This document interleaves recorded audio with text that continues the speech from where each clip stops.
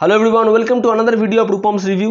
জিৎ, কোয়েল, রীতা ভারি এবং রাজ চক্রবর্তী দ্বারা নির্মিত ছবি শেষ থেকে শুরু 2019-এর সবচেয়ে বেশি বাজ গেইন করা ছবি এবং 2019-এর কোথাও গিয়ে ক্ল্যাশ ঈদে আগুন লাগিয়ে দেবে। যদিও দুটো ছবি খুব বড় ছবি, কিডন্যাপ আর শেষ থেকে শুরু, তবে আজকের বিষয়বস্তু শেষ থেকে শুরু। এবার কথা হচ্ছে, এই ছবিটা যেদিনকে পয়লা বৈশাখে ফার্স্ট লুক রিভিল হলো, কালকে কোয়েলের ক্যারেক্টার রিভিল হলো এবং আজকে রীতা ভারির। তো একটাই প্রশ্ন আমার, সেটা হচ্ছে জিতের যখন লুকটা এলো আমরা প্রত্যেকে বললাম এই নিয়ে, কিন্তু কোয়েলের লুকটা কেউ বললাম না এবং আজকের লুকটাতে হয়তো কেউ বলবে না। তো অনেকদিন আগে আমাকে আমার সাবস্ক্রাইবার জিজ্ঞাসা করেছিল যে ফেমিনিজমকে কি আমরা এখনও খুব কটু চোখে দেখি, মানে আমাদের পার্সপেক্টিভ কি এখনও ফেমিনিজমে কোনো অ্যাক্ট্রেস নেই, এটা কি আমাদের পয়েন্ট অফ ভিউ?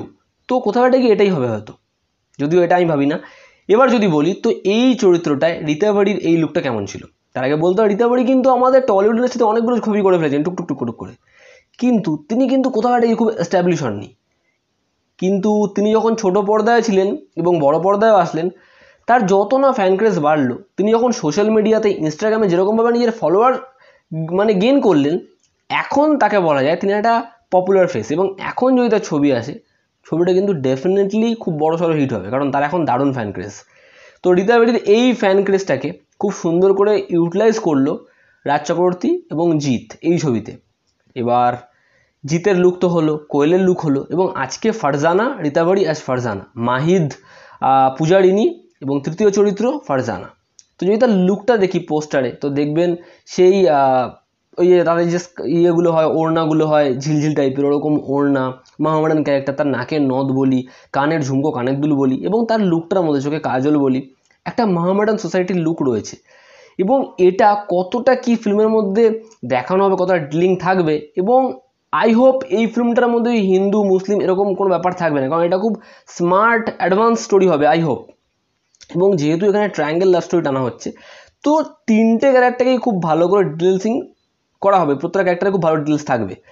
এবার যদি বলি, যেহেতু ফিল্মের tag line every end is a new beginning, তো হয়তো এরকম থাকতে পারে যে তিনজনের লাভ স্টোরি, যেখানে হয়তো জিৎ কোয়েলের লাভ স্টোরিটা থাকবে, বা সেই লাভ স্টোরিতে কোনো একটা কারণে, কারণ এরকম প্রচুর ঘটনা হয়েছে, বাস্তব জীবনে হয়েছে, আমাদের অনেকের সাথেই হয়ে থাকে, সেটা হচ্ছে আমরা প্রত্যেকেই ভাবি যে আমাদের লাভ লাইফ তো একদম পারফেক্ট, সেটা ঠিকঠাকই আছে, কিন্তু কখনো কোনো কারণে সেটা হয়তো ভেঙে যায় এবং নতুন মোড়ে কেউ হয়তো অন্য কেউ আমাদের সেখান থেকে আবার আমাদের লাইফে জুড়ে যায়। তো এরকমই হয়তো কোনো ঘটনা থাকবে যেখানে একটা সম্পর্ক শেষ হবে, কিন্তু আরেকটা সম্পর্ক হয়তো সেখান থেকে শুরু হবে।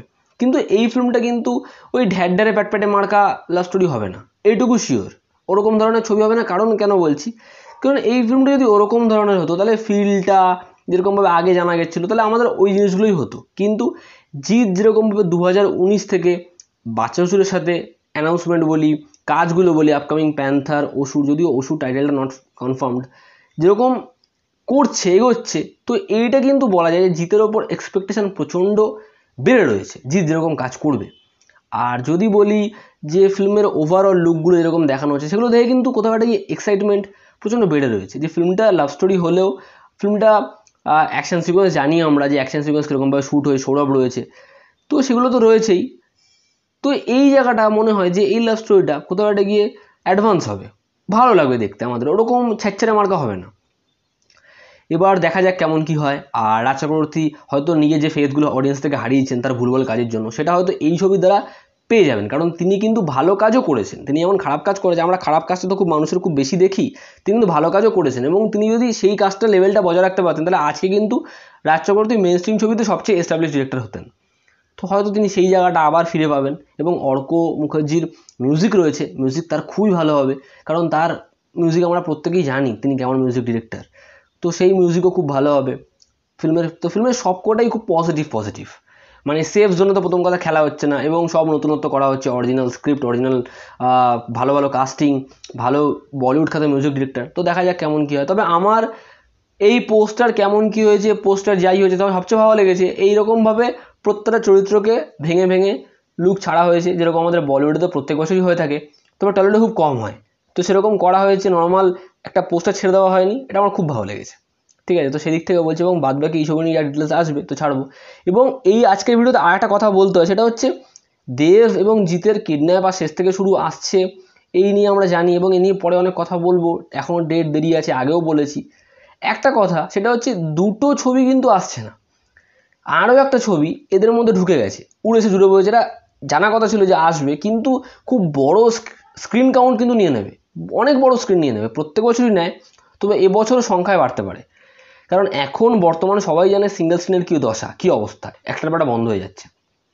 তো ভাড়াত আসছে, এবং রিসেন্ট দু একটা পেপারে দৈনন্দিন পত্রিকায় আমি পড়লাম, সেখানে দেখলাম হেডলাইনগুলো, যেখানে মাল্টিপ্লেক্সের এখনও ডিস্ট্রিবিউটাররা কথা বলে মোটামুটি ঠিকঠাক করে ফেলেছেন যে কোথাও একটা গিয়ে ভাড়াত মাল্টিপ্লেক্সে বেশি স্ক্রিন পাবে।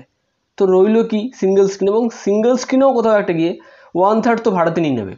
তো কিডন্যাপ আর শেষ থেকে শুরু, আমি জানি না ছবি দুটো কেমন হবে, কিন্তু কোথাও একটা কি না মন বলছে দুটো ছবি খুব ভালো হবে।